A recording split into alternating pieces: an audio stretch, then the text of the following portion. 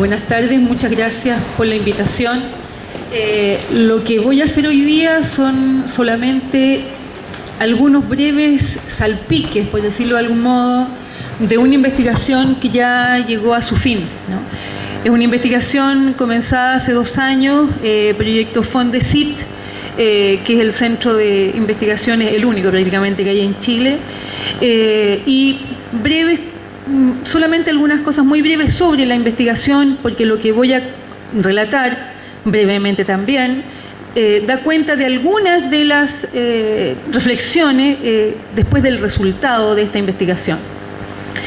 4 escuelas de Santiago, del centro de Santiago, de la comuna de Santiago, escuelas con un alto porcentaje de niños provenientes de la inmigración, denominativo muy complejo hasta el día de hoy, inclusive la palabra migración, emigración, inmigración, palabra bastarda a la que le estamos buscando el modo de enfrentar para buscar otra, a partir de las investigaciones que realizamos ahora, en este momento, sobre todo sobre inmigrantes negros en Chile, sexualización, racialización.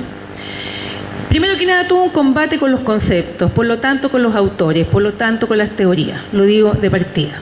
Un trabajo empírico de mucho tiempo de preparación, 4 escuelas y por lo tanto los sujetos de la investigación son los niños, niñas y niñas de origen peruano, la mayoría nacionalizados chilenos nacidos en Chile que no tienen ningún contacto con el Perú. Y entrevistamos entonces a profesores, a directores, a inspectores generales, a inspectores de patio, a psicólogos, a ortofonistas, a pedagogos, a secretarias, a la gente que barre, a la gente que está en la puerta, a los porteros, a los de los kioscos y a los alrededores del barrio. Esos son los sujetos. Metodología, un problema, los niños no se entrevistan, a los niños no se les hacen ninguna pregunta. Inventar, mapas parlantes, ¿a través de qué? A través de un trabajo con una pintora, ¿no?, que inventa in situ, después de una preparación más o menos de 6 meses, talleres de dibujo y pintura sobre trayectorias de ida y vuelta del colegio a la casa. Inventa además con determinados materiales, primero con lápices grafito negros, luego con acuarela, luego con témpera, luego con óleos. Inventa además con bloc de dibujo pequeño, luego mitad del bloc y luego un bloc que se desplaza pegándolo por toda una sala más o menos de este porte donde los niños dibujan encima, ¿no? ¿Cómo saber lo que los niños piensan o dicen? A través solamente de la observación, del conocimiento de su trayectoria, del análisis sociológico de los dibujos interpretados a través de una clave pictórica y grabarse únicamente con autorización de padres, de apoderados, de profesores, pasando por todos los consentimientos informados que ustedes se pueden imaginar, las conversaciones que los niños tienen entre sí, únicamente. Para esto, obviamente, Goffman, que no solamente lo aceptamos o lo invitamos, no solo por sus teorías, sino que, por supuesto, por su metodología. Y las entrevistas sí, en profundidad, unas más largas, otras más cortas, y ahí da lo mismo si son semi-dirigidas, semi-estructuradas a los adultos, es decir, a quienes están a cargo de los niños. 2 años, debo también decirlo ahora que terminó, que trabajar sobre el problema de la migración con estos niños es una excusa para trabajar lo que realmente nos interesa, el racismo en Chile. Por lo tanto, les cuento algunas de las cosas que se reflexionan a partir de acá, ¿no?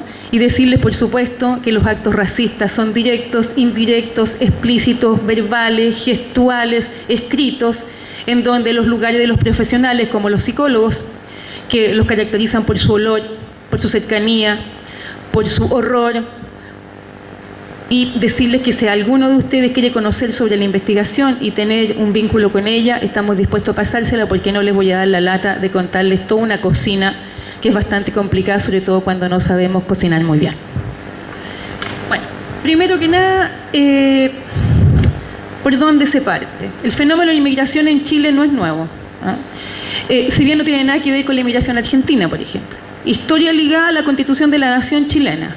Noción, región moral, superposiciones efímeras, duraderas, de una movilidad espacial. ¿Cómo surge esta nación chilena? Concepto que según Larraín es un concepto vacío, según su Belcazón no contiene absolutamente nada, es llenado posteriormente por una iconografía necesaria. ¿Cómo surge? Con la consolidación del progreso a la europea, que precisa del desarrollo, pero ojo, blanco. Esa es una cuestión central. El desarrollo solamente puede ser europeo y blanco. Esto es para todos, ¿no? Esta voluntad política arraigada en valores raciales requiere de la figura de un otro que haga posible ese deseo terrible, que lo convierta en condición para la transformación social. ¿Quién es el otro? El indio y el negro. Aunque se diga que en Chile no había, se les olvidó, desaparecieron del imaginario, ¿no? Pero hubo. El otro, entonces, personificado por este indio y este negro, hay que conquistarlo o aniquilarlo. En el siglo XIX, durante la represión y el exterminio, el otro se convierte en enemigo. Se ubica en el sur, ya no voy a hablar de eso porque Roberto ya lo explicó, dónde está este enemigo, hoy día encarcelado en un Chile que los tiene a todos presos. ¿Qué hay que hacer para un desarrollo blanco? Mejorar la raza. Todos sabemos también, de la historia argentina, en la historia peruana, en la historia boliviana, que hay que mejorar la raza. Esto se hace en clave de raza, en clave de racismo biológico, específicamente, ¿no? Y por lo tanto mejorar implica blanquear, limpiar, higienizar, sacar, cortar, etcétera, etcétera, etcétera. La lucha involucraba civilización y barbarie. ¿Qué es lo que oponía? Los civilizados de Europa, Estados Unidos, a todo lo demás. Los bárbaros, indígenas y negros no aptos para la civilización. Una autora como Mónica Quijada, por ejemplo, plantea que lo que influye acá en la emergencia y difusión del nombre, también América Latina, por ejemplo, fue la confluencia de la racialización de categoría y las tendencias que abogaban fundamentalmente por la unidad de los países de América Española, etcétera, etcétera. Eso solamente brevemente para buscar ¿a qué corresponde el nombre de América Latina? Y ahí nos vamos a encontrar desde Chevalier y todas las disputas que hay, pero en todo caso, que sean los franceses y que sean los latinoamericanos, el desarrollo tenía que ser blanco de todos modos. Ahora bien, la religión y la educación deben cumplir un rol civilizador, exterminando a culturas que no tienen ningún valor para los colonizadores. Durante un periodo muy duro de domesticación y de prohibiciones en el continente, ustedes saben bien, se vedaron los ritos, se quemaron objetos de riqueza histórica, se terminaron con los códices mayas. Todo esto era objeto del demonio, es decir, la religión allí y la iglesia allí están presentes.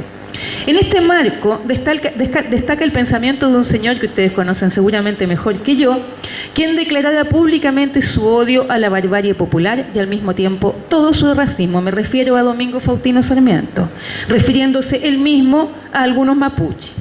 Lo cito, y lo cito desde los siguientes diarios: El Progreso del año 1844, El Nacional 1887, y así sigue 1876 y 1879, si quieren ir a buscar allí algunos archivos. Dice Sarmiento: lograremos exterminar a los indios. Por los salvajes de América siento una invencible repugnancia sin poderlo remediar. Esta calaña no son más que unos indios asquerosos, a quienes mandaría colgar ahora si reapareciesen. Lautaro y Capolicán son unos indios piojosos, porque así son todos, incapaces de progreso. Su exterminio es providencial y útil, sublime y grande. Se los debe exterminar sin ni siquiera perdonar al pequeño, que tiene ya el odio instintivo al hombre civilizado. Cierre comillas. Bueno, Sarmiento no es el único, no le echemos toda la culpa a él porque son muchos. Es la intelectualidad de esa época, ¿no? Y los podemos encontrar en personajes tan famosos como el señor Vicuña Maquena en Chile, por ejemplo, y etcétera, etcétera. Ahora, el interés de toda esta gente era mejorar la raza y sobre todo blanquearla, porque tampoco había que exterminarla completamente. Si la exterminaban completamente no tenían mano de obra. Por lo tanto había que blanquearla de a poquito, como irle sacando de a poco con una cuchilla, ¿no? Esos colores que la afeaban. Extirpar la incivilización, consolidar en los chilenos además la imagen de este sí mismo europeo, ¿no? Somos como los europeos. Tomábamos el Chio Clock, eso se dice todavía en Chile, y la 11, no a las 5 de la tarde, parece que viene de un siglo de dominación inglesa, bueno, etcétera, etcétera. Es bien entretenido esto porque uno lo encuentra en los archivos y además está hasta en fotografía. Pero a comienzos del 20 hay otro enemigo, y aquí voy hacia los peruanos, forjado esta vez por una guerra entre 3 países. En el norte, la ideología se va a reafirmar con el violento proceso de chilenización, así se llamó, protagonizada por algo que también ustedes conocen, las ligas patrióticas. Hubo ligas patrióticas en todos lados, es decir, gente de buena fe, gente religiosa, gente seria, que buscaba entonces también exterminar o extirpar a esta gente. Después de la denominada Guerra del Pacífico, digo denominada porque también el nombre está en cuestión, contra los ciudadanos peruanos que no calificaban tampoco como ciudadanos, es decir, los unos y los otros no califican como ciudadanos, pero tampoco como humanos, ¿no? Y es por eso que la cuestión del cuerpo está tan presente, uno de los ejes más de nuestra investigación. Las casas fueron marcadas, las familias perseguidas, las niñas violadas, expulsadas o asesinadas, y otra modalidad más que comenzó hace mucho tiempo, y ya en esa época, hechos desaparecer. La desaparición no tiene que ver con el siglo XX, comenzó mucho antes. Y por lo tanto, ¿qué es lo que desaparece? Desaparece el cuerpo, ¿no? Entonces ahí están todas las políticas, además, con las que podríamos hablar mucho sobre el cuerpo que desapareció y los derechos humanos como un problema que en realidad de humano tiene poco cuando están en nombre del derecho. Ese es otro lío. El cuerpo del inmigrante blanco era apreciado, percibido, significado positivamente. Durante el periodo industrializador, por supuesto, no hubo grandes flujos de inmigrantes. Durante los años 70 con Pinochet, más bien fueron emigrantes, por razones obvias, ¿no? Y comienza entonces esta tercera oleada, entre comillas, así la llaman, en los años 90, ¿no? Cuando, comillas, se termina la dictadura, lo digo bien, entre comillas, ¿no? Porque si no, yo post-dictadura para mí es una palabra bastante rara, porque en realidad de post no tiene absolutamente nada. Entonces, la palabra inmigrante viene aquí también a proponer un problema. No refiere a todos quienes comparten esta situación jurídica y administrativa. Es decir, inmigrante es el que se ve como, es decir, por ejemplo, no los argentinos. Los argentinos son argentinos. Se podría decir que son simpáticos, pesados, porteños, pero no son ni sentidos, ni concebidos, ni pensados, ni una sola vez como inmigrantes.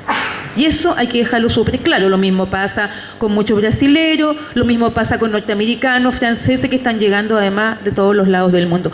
Inmigrante es una condición negada a través de un cuerpo. Y por lo tanto hay que volver de nuevo a lo negro y al indígena como potente ideología política armada en clave de raza y de clase, no nos olvidemos, que es un concepto que se suele olvidar demasiado rápidamente, en clave de raza y en clave de clase. Por supuesto que podemos agregar también el género, no es el caso de esta investigación, pero también habría que agregarlo en otras. Entonces, aunque a Chile lleguen distintos inmigrantes de distintas partes del mundo, solo algunos lo son, los demás no. El fantasma del desarrollo blanco sigue enajenando las prácticas de la vida cotidiana, y la diferencia que separa a los inmigrantes y los chilenos será escenificada por una alteridad juzgada permanentemente por el ojo nacional, que evalúa lo que de ellos o de ellas amenaza el orden simbólico de la nación. En este contexto, los peruanos enemigos antes por la guerra y hoy por su inmigración siguen siendo objeto de una tenaz negación en tanto cuerpo negado. Pero, sin embargo, son cuerpos necesarios por su trabajo precario y para la construcción de identidad de los chilenos que no se ha terminado, porque es una condición eterna, ¿no? Y hay que seguir diciendo, como sucedía en la investigación entre dos niñitas, ¿no? Que decían, tú eres más blanquita que yo, le decía una niñita a otra, la otra le decía, pero no, tú eres mucho más morena que yo. Ah, no, pero es que tú eres peruana, por lo tanto, eres mucho más negra que yo.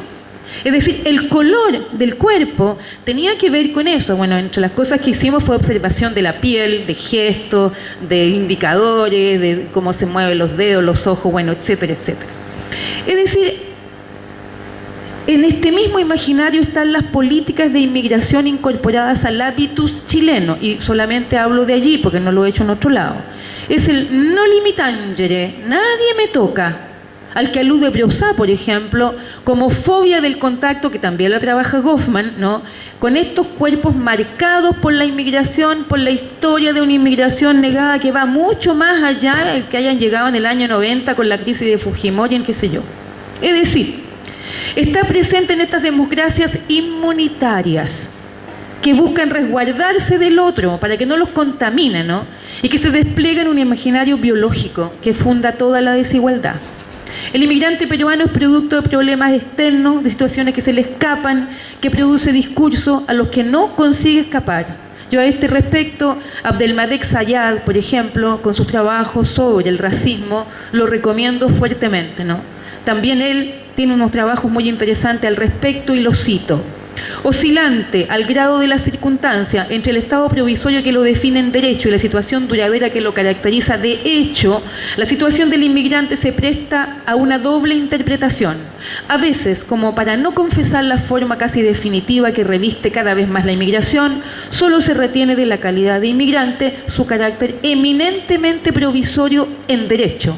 A veces, contrariamente, como si fuese necesario un desmentido oficial del estado de inmigrante como estado provisorio, se insiste, con razón, en la tendencia de los inmigrantes por instalarse cada vez más duraderamente en esa condición, en la condición de inmigrante.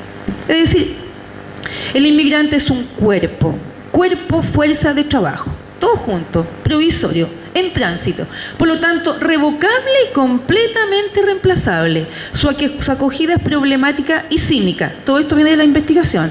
Públicamente se ostenta la amabilidad frente a un forastero descrito en general, es un inmigrante, no, es un peruano, da lo mismo en realidad. En otra investigación hago un paréntesis que hicimos antes sobre trayectoria ascendente de inmigrantes peruanos exitosos, donde entrevistamos a dueños de empresas, gente con mucho dinero, de nacionalidad peruana que habían inmigrado a Chile, rubios, altos, que no correspondían, diríamos, a lo que se podría pensar, eran en algún momento de su trayectoria en Chile, eran visibilizados como peruanos y condenados de una manera racista. Por lo tanto, ya no tenía que ver solamente con lo indígena o solamente con el color. Es decir, vida cotidiana problemática. Puede ser huésped durante un tiempo, pero su condición provisoria le reserva una suerte que lo extermina como ser, dejándolo solo como cuerpo presente que sirve. El huésped puede permanecer o nunca regresar, porque el tiempo nunca es claro.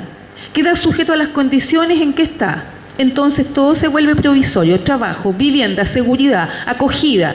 Los hijos, los nietos, los bisnietos heredan de esta condición y seguirán siendo inmigrantes pensados desde la contradictoria idea con la que hay que pelear de generación. Entonces son de la primera generación, de la segunda generación, de la tercera, la cuarta y así sucesivamente. A este sustantivo generaciones le sigue otro, inmigrante, que separado por la preposición de, se configura como estigma cada vez que uno de ellos entra en la escena chilena. Los niños que se han nacionalizado chilenos o que han nacido en Chile son la segunda generación y al serlo, al igual que sus padres, dejan de ser y son un puro cuerpo. Viven eternamente entre una sociedad de acogida que promete hospitalidad entregándoles hostilidad y una sociedad de origen que tampoco reconoce su cercanía. Su existencia es completamente problemática y deberán jugarse la vida eternamente entre dos universos. Los niños y las niñas. ¿Cómo estoy de tiempo? Ya, me dice.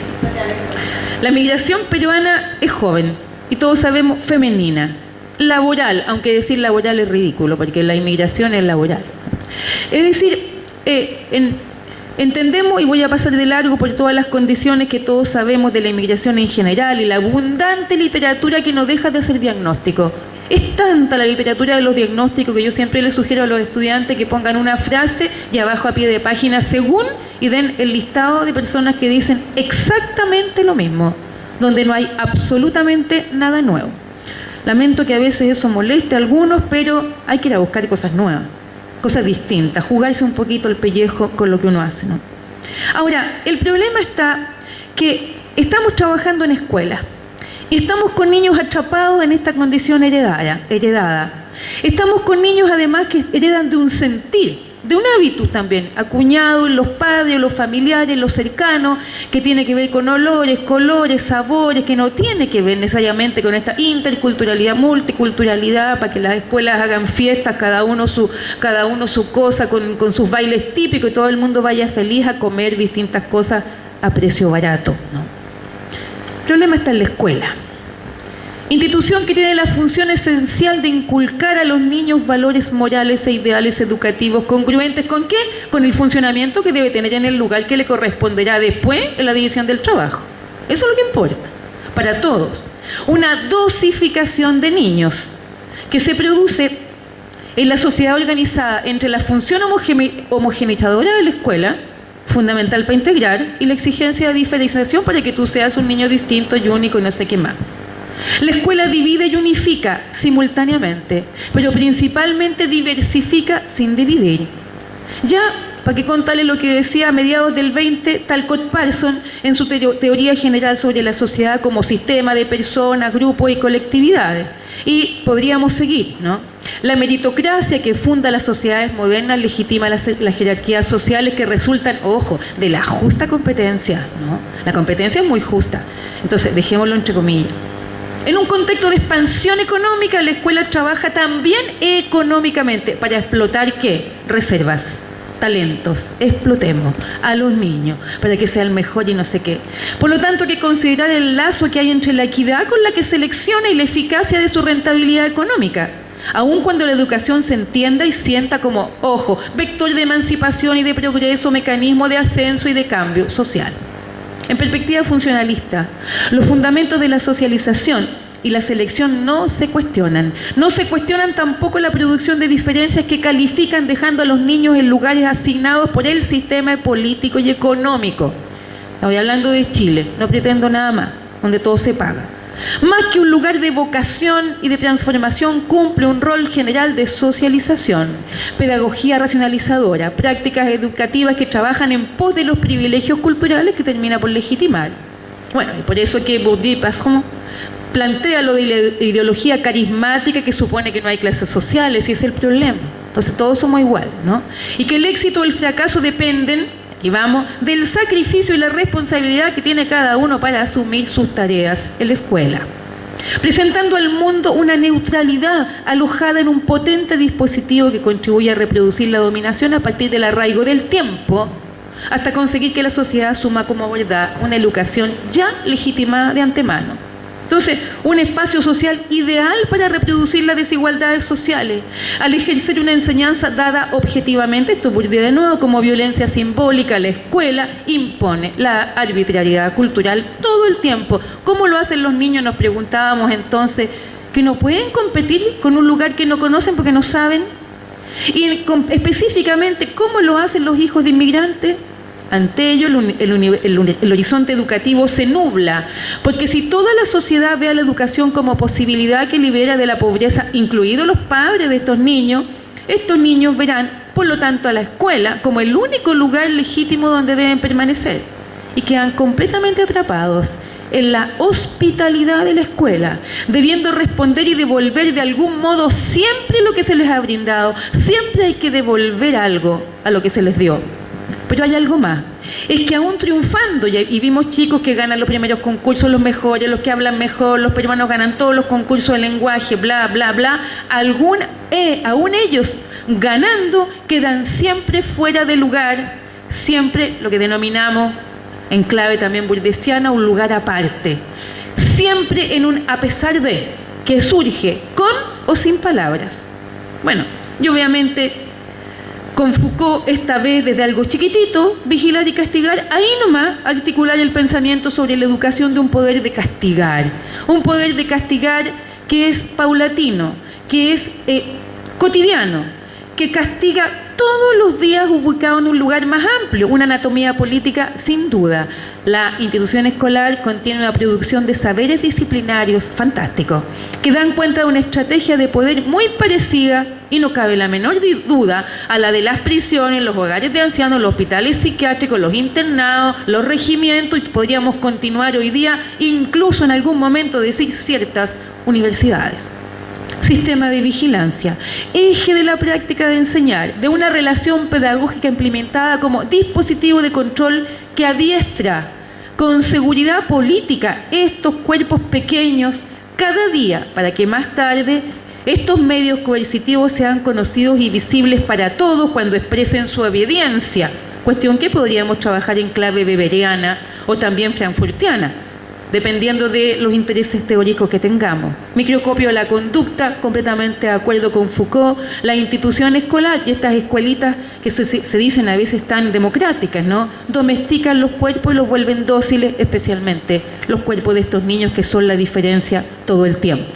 Salto algunas cosas sobre Foucault, porque aquí yo creo que se conoce bastante a este autor, y voy a hacer una reflexión muy cortita sobre otro autor que se llama Jacques Derrida, me imagino que lo conocen, y que es el concepto que nos interesó trabajar ahora y estamos solamente comenzando.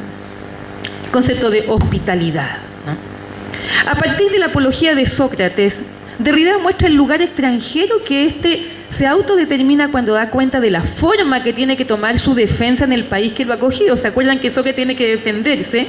Y dice muy claramente a los atenienses, ¿no?, que efectivamente no está en su país, ¿no?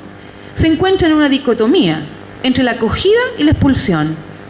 Lo hacen ser un ser extraño, ¿no?, pleno de una extrañeza que está fuera de la lengua del derecho, que esta es otra cosa a considerar. ¿Qué quiere decir cuando me hablan de derechos humanos para los inmigrantes, por favor? ¿No? Aquí y en la Quebrada del Ají. Un ser extraño, pleno de extrañeza, fuera de la lengua del derecho, en donde es extranjero y en donde se funda lo que un Estado denomina derecho de hospitalidad. Hospitalidad llamada en una lengua ajena, impuesta por el que domina. Su traducción se impone como pura violencia pura. Lo puedo decir así 2 veces. Pues se le pide al extranjero que hable, que piense, que haga, que actúa como algo que no es. Para evitar el dilema, Sócrates le pide a los jueces y a los atenienses ser tratado como tal, ser tratado como un extranjero. ¿Qué es lo que tendríamos que hacer? La hospitalidad implica una doble figura: la ley incondicional de la hospitalidad ilimitada y la ley de hospitalidad que implica derechos y deberes. Pero para el problema que abordamos con los niños y que atañe a su extranjeridad y al lugar que tienen en las migraciones, Derrida nos permite una muy buena entrada para preguntarse por la hospitalidad cuando el huésped es un niño que es hijo de inmigrantes peruanos, y cuando el lugar, podríamos decir el albergue donde se produce la relación entre quien lo hospeda y él mismo, en tanto huésped de la escuela que normativamente debe acogerlo en el contexto de una hospitalidad absoluta, no puede ser condicionada. Las puertas de la escuela tendrían que estar abiertas para estos niños, para este huésped que lo es plenamente, más que sus padres, al estar condicionado por la ley y el derecho que lo sustentan el patrimonio y la identidad. Pero la hospitalidad incondicional hasta estos niños es siempre una hospitalidad condicional, debido al lugar provisorio de sus familias inmigrantes. Bueno, hay que ir a buscar en la etimología el concepto huésped en hostis, que significa que al mismo tiempo es alguien a quien se acoge y es alguien que se agarra de algo y al cual lo único que queremos es hacer que se vaya, como cuando uno tiene un huésped en la casa, ¿no? Y al principio es súper amable, todos contentos, y poquito a poquito hay que intentarlo echar, porque se instaló en un lugar en que en realidad no puede estar. ¿Qué dice Derrida? Este pacto, este contrato de hospitalidad que liga con el extranjero y que liga recíprocamente al extranjero, hay que ver si tiene validez más allá del individuo, si se extiende también a la familia, a la generación, a la genealogía. No se trata, aunque sean cosas conexas, del clásico problema del derecho a la nacionalidad o a la ciudadanía como derecho de nacimiento ligado aquí al suelo y allá a la sangre. No se trata solo del vínculo entre nacimiento y nacionalidad. No se trata solo de la ciudadanía ofrecida a alguien que antes no disponía de ella, sino del derecho otorgado al extranjero en cuanto tal, en tanto extranjero que ha seguido siendo extranjero, y a lo suyo, su familia y sus descendientes. ¿Cómo romper entonces ahora con este problema? ¿Qué hacer con la hospitalidad del derecho? Los niños con los que trabajamos tuvieron que enfrentar, y con esto termino, a un racismo que una de las investigadoras de nuestro equipo, Josefina Correa, denominó, y está trabajando eso, racismo cotidiano. Y como bien sabemos, lo cotidiano no se ve, no se siente, porque es cotidiano, porque es sentido común. Pues como es sentido común, está arraigado en las condiciones del sentido común todo el tiempo. Y ese racismo cotidiano tiene un problema, y que la dificultad de combatir es cada vez más grande. No voy a contar la inmensa cantidad de papeleo que tuvimos con las transcripciones, decirles solamente que los investigadores prepararon las condiciones para realizar el trabajo de terreno durante casi un año y solamente se hizo después del terreno, antes discutíamos, ¿no? Y que durante todo ese tiempo las dificultades más grandes fueron poder ingresar a la escuela. El racismo explícito y brutal estuvo fundamentalmente, lo lamento, en boca de los psicólogos, de los directores y de algunos profesores. Donde encontramos un poquito más de amabilidad fue generalmente, y es muy típico, en los profesores de arte plástica, de gimnasia, en todos los profesores ya en sí mismos mal vistos dentro de lo que es la estructuración de poder al interior de la institución escolar. Por lo tanto, ¿qué decir? La hospitalidad no es disociable entonces de la hostilidad. Cuando hay hospitalidad, hay hostilidad, que obliga al anfitrión a tener que decidir, escoger, filtrar, repartirse como hogar, ciudad y nación. Por lo tanto, no se puede acoger, esto lo advierte Levinas en el año 90, más que la alteridad del otro, lo que convierte al anfitrión en huésped de su propia acogida. Muchas gracias.